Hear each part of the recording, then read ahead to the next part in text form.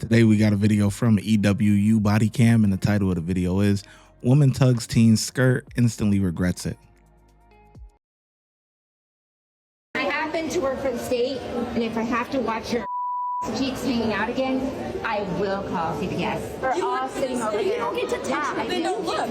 Due to the shortness of her skirt, it was like this, and you could see everything open. Here's this woman I don't know who just came up and touched my bare butt. Like, I have no clue who this is. A video of a heated confrontation between a mother and a group of younger women goes viral.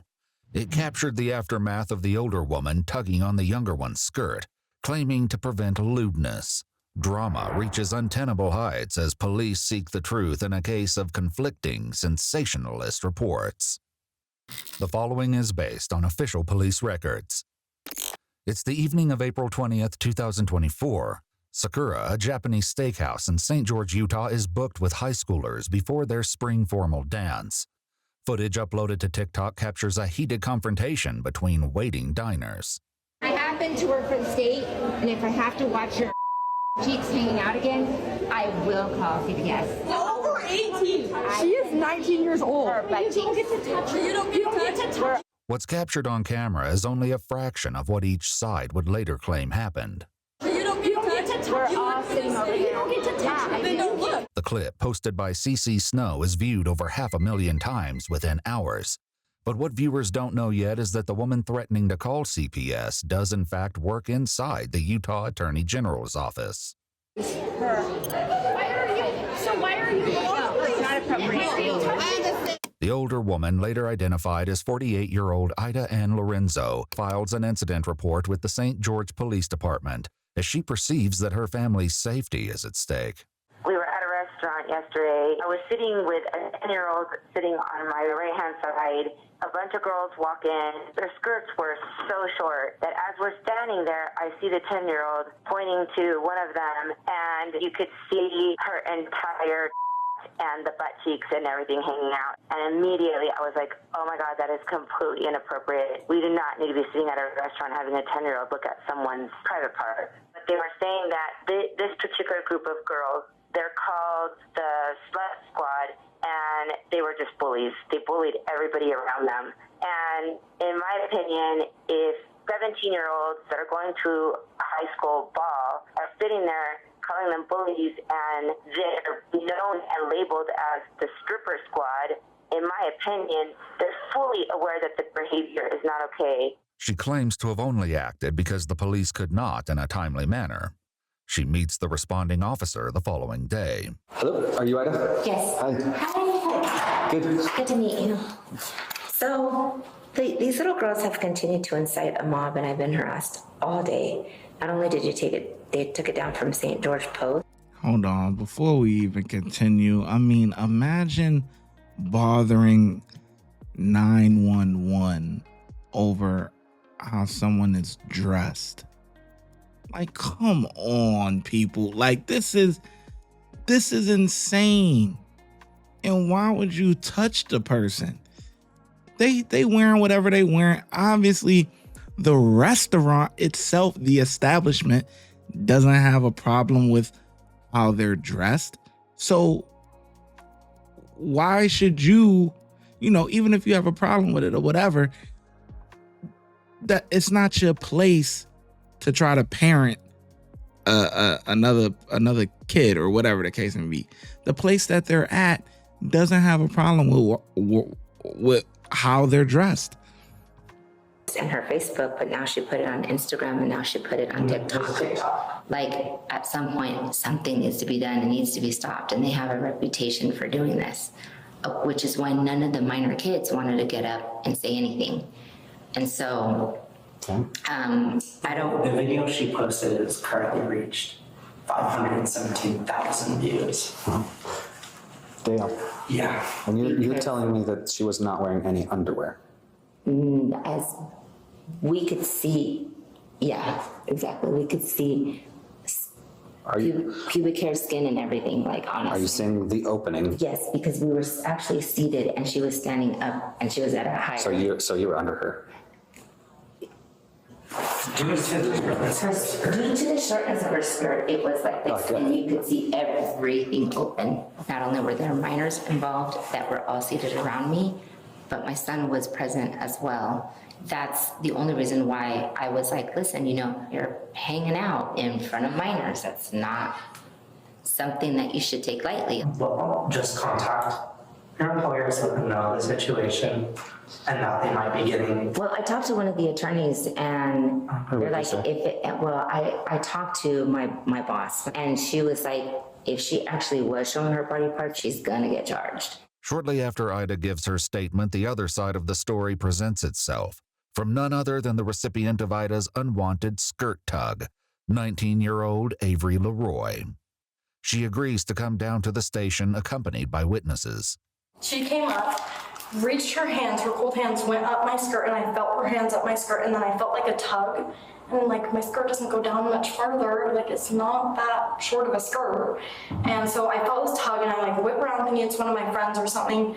And I'm just kind of standing there in shock. So I'm like, here's this woman I don't know who just came up and touched my bare butt. Like, I have no clue who this is. So I stood behind her, and I was like, go like this with my clothing, and I was like, you should probably cover up. And then at that point, she turned and she was like that. And as you can see, they were mob rushing at me as I was trying to stand behind her to cover her butt. She does that, and then she says, you're underage, you should probably hide that. If you think I'm underage, why are you touching a minor at all? Especially if you think I don't have underwear on. Yeah, the logic wasn't there. No. And then she came back up a second time after Avery came up. Our other friend Avery, fun fact, same name, she was standing right next to her. And the second time she came up, she touched both their hips and squeezed them, like pinched us, and said she was going to call Child Protective Services if she saw them. The rest was on video. I saw the video, and I think 57,000 other people saw it too. Yeah. More of Avery's friends join her at the police station to give witness statements. What did she say exactly before? Because the video doesn't, it's bits and pieces, but did she identify who she was? She just said, I work for this state, and pulled out an ID and it just said her name. Like, none of So us she gave you that?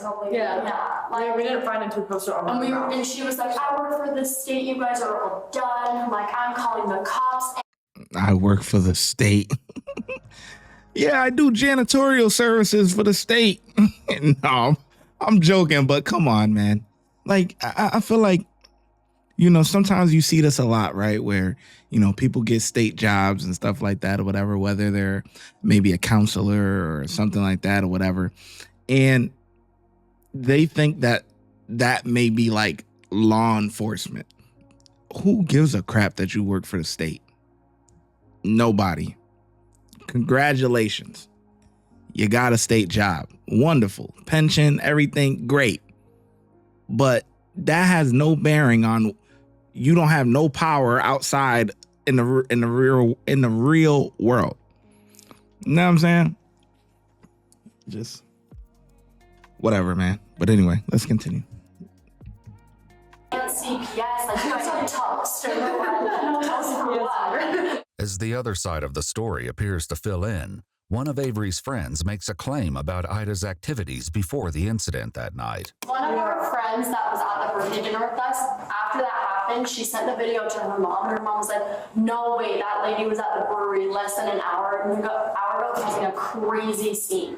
And so then she showed up there, and when she was looking at us, like, her eyes, like, she wouldn't look at anybody in the eyes when she was talking. Like, she just did not seem all there. I got a standing ovation from everyone that was seating behind me. That's totally beside the point legally. But because of the sensitivity of the nature, and everyone thought she was a minor because she did look like a minor, and there was a ton of kids. It was the high school ball. Did you think she was a minor? Yes, I did. I actually thought she was, and that's why I was like, I just don't understand. He I don't got understand why you charged. went up and touched her. While the officer attempts to argue personal space, Ida redirects focus to the opposing group, who she argues is known for disruptive antics. Atop the applause she claims to have received, she says she has the full support of the restaurant owner. The only problem is that Avery makes the same claim. The restaurant comps our meal, like they gave us 20% off our meal, like they felt so bad. The restaurant was on our side completely. They didn't say my skirt was too short at all. After Ida claims over the phone that a former employer requests that she close her LinkedIn profile, she returns to the police station to fill out a witness statement form. I had my concerns from the get-go. And I'm going to just be straight up with you because this is kind of where we're at. You said you talked to her first. Right, I was trying to talk to her, yes. After you pulled her skirt. Well, I covered her up. Do you understand how a reasonable person would be like, I was just touched? No conversation before that? And then I actually thought she was a high school I didn't ask her. That's worse. The rest of all That's the what kids I mean. over there. That's worse. That makes it worse for me. I don't like that. You mentioned that you saw this girl's opening, pubic hair, well, we could creases, all of the above. Yep. The girl has sent me a video of her twirling in that skirt, photos of the skirt. She was wearing underwear and shorts underneath her underwear. Do you want me to put out there into the whole world that I saw her vagina? I don't want you to touch her. First off, how much had you drank that night? I actually hadn't been drinking at all. You were not drinking at all? No, not before that. Not before, it was after? No, they did the investigation and they have her coming down to fill out a witness statement or not a witness statement form, but a statement form or whatever, so that way they can have it in pen and paper of her actually lying. So yeah, after this, she's getting locked up for sure. Right. We had dinner. We actually sat down and we had dinner. You don't think alcohol is impairing your judgment for this? No. And when you're saying, I work for the state, I'm this and that, I'll do this, you're airing out that you got to be held to a little higher standard like me. The hardest part for me with this is I understand your concerns as maybe a mother and as a community citizen. I get that. But well, not to mention you that took action on this. There was no incident. You created it. You put it into action. The consequences of your actions have been all of this. This has nothing to do with them. Today, you're going to be placed under arrest for sexual battery. Okay? So that's the unfortunate side of all this. You're arresting me? Right now you are under arrest, okay? So you'll just face my sergeant and put your hands behind your back. Ida is placed in handcuffs without incident while the sergeant calls her son to pick up her car parked outside. But I'm probably going to lose my job now because of it. And all I was trying to do is to be conscientious of the fact that she was really exposing herself. And, I've already told you, so I probably just should quit talking at this point. Ida Lorenzo was booked at the Purgatory Correctional Facility in Hurricane, Utah for sexual battery. According to news sources, the Office of the Utah Attorney General terminated her employment the next day. And despite wielding her position like a sword, she'd only been employed as a probationary worker for a little over a month. On July 28, 2024, Ida entered a plea in abeyance for a reduced Class B misdemeanor charge that would carry no sentence. Following a hearing which took place on July 29, 2025, the case was dismissed. If you'd like to see select new videos early. That's crazy. You only been working there for a month? Come on, man. Yo, it's crazy, right? I remember when I first became a correction officer, right? And I was brand new and I found out that I was so excited, right? I was a young buck. And I was so excited, and I remember that, we get discounts at such and such places, right?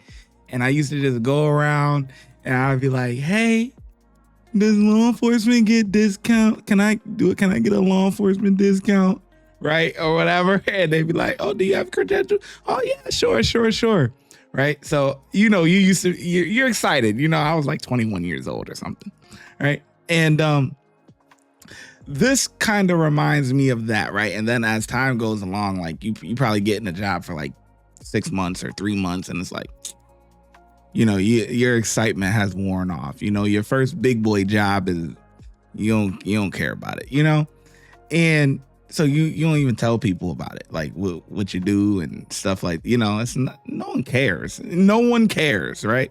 So the reason why I say that to say this is that, she just got her state job or whatever. She's probably excited or whatever, but you don't use that in a way to seem like you have a level of power or authority over somebody or whatever when you don't.